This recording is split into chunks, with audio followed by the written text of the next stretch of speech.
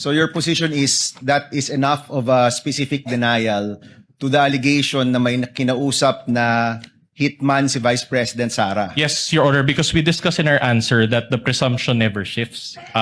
It is in light of our discussion that it is the burden of the prosecution to prove their claim, considering that according to our laws, he who alleges must prove. And so we just presented our arguments accordingly, Your Honor. Okay. So I'm sure, attorney, sa inyong summation, you will argue this, that the burden of evidence has shifted. Pero hindi nyo po na take into account na ito mismo'y galing sa Vice President natin. Your Honor, to clarify, the burden of proof is with the prosecution and not with the defense. In fact, Your Honor, according to our laws, even if we do not present evidence, if they do not overcome that threshold, Your Honor, then we believe that our client is entitled to. So ang sagot, sa lahat ng mga sagot ninyo, Attorney Venluan, parang hindi ko nakita na tinanggi ng inyong kliyente o ng depensa na may nakausap ang Vice Presidente na tao para gawin yung mga bagay na ito. Tama ba? Wala ito sa mga sagot ninyo? We deny that, Your Honor.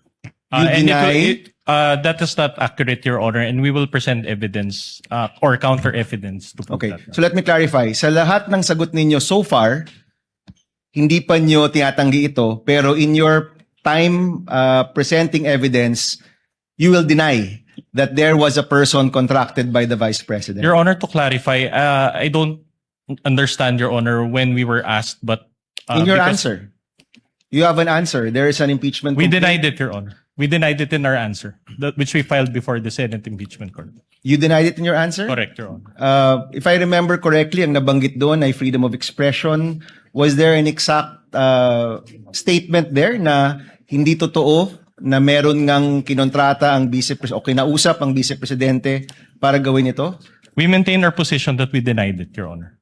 Okay. It is there in our answer. Mr. President, I don't want to take up time, but I do want to check the official records and look for this because I don't remember seeing that in any of your answers, Mr. Your Honor, all allegations were denied. It's a general denial, a blanket denial. There were, that was the general denial, and there were also specific denials. Okay. Let me ask Attorney Lotok. Kanina po, tinanong kayo kung bakit nyo tinuloy yung kaso, no? Why you continued with filing. Sabi nyo po kanina, hindi naman siguro siya magsisinungaling. Siya meaning the Vice President. Could you just quickly tell me, what do you mean by that? Hindi naman siguro siya magsisinungaling. Well, the surrounding circumstances, Your Honor, at that time, yung atmosphere, sabi ko nga, galit na galit siya at madiin yung kanyang mga binitawang salita. At ito ay nagugat pa sa mga naunang event.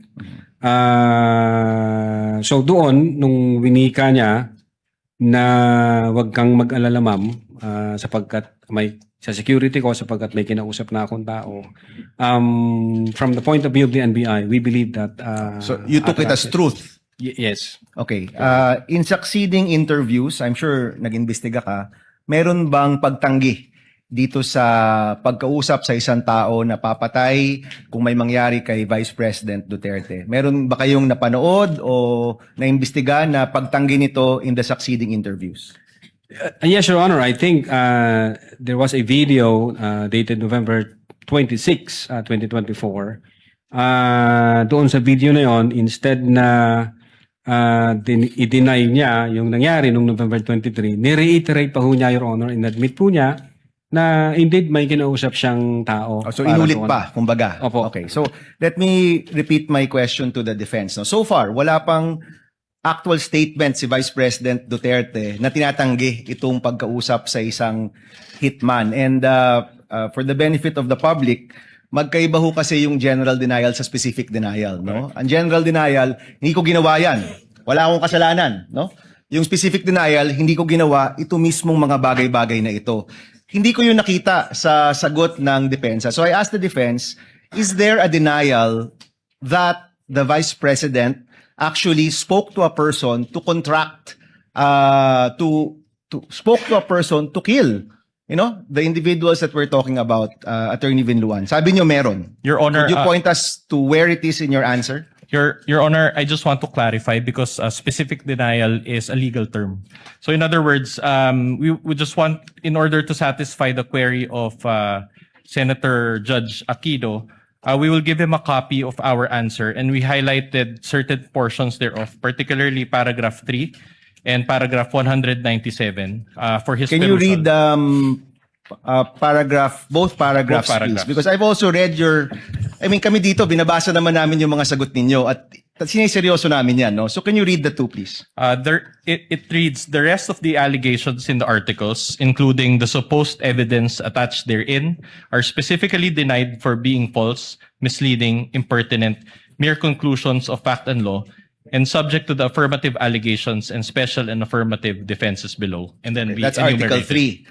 Paragraph 3, Your That's Honor. paragraph 3. So the rest, no, itong mga iba. Okay, paragraph 197. 197. It says there, finally, no such purpose contemplated by law was attained or could have been attained precisely because the respondent did not have any purpose other than simply answer a speculative inquiry. So that is our position on the matter. So your position is that is enough of a specific denial to the allegation na may kinausap na hitman si Vice President Sara. Yes, Your Honor, because we discussed in our answer that the presumption never shifts. It is in light of our discussion that it is the burden of the prosecution to prove their claim, considering that according to our laws, he who alleges must prove. And so we just presented our arguments accordingly, Your Honor. Okay. So I'm sure, attorney, sa inyong summation, you will argue this, that the burden of evidence has shifted. Pero hindi nyo po na take into account na ito mismo'y galing sa Vice President natin. Your Honor, to clarify, the burden of proof is with the prosecution and not with the defense. In fact, Your Honor, according to our laws, even if we do not present evidence, if they do not overcome that threshold, Your Honor, then we believe that our client is Okay. entitled to. So ang sagot po nyo, and this is my final question, presiding officer, ang sagot po nyo, kailangan i-prove ng prosecution na merong hitman. And you're not denying that the Vice President spoke to a hitman. No, we are denying that, Your Honor. It's just that was our presentation in our answer. Okay. So for the record, you are denying that the Vice President actually spoke to a hitman na, in fact, ang sabi nga ni Attorney Lotoc, hindi siya nagsisinungaling. Yes, Sinasabi nyo, actually, nagsinungaling siya at wala siyang kinausap na hitman. Yan Yes. pong sinasabi ninyo. Yes, Your Honor. I don't know what's the frame of mind of Attorney Lotoc, but that is our answer, Your Honor. Okay. That she denied. Maraming salamat, Attorney. Thank you.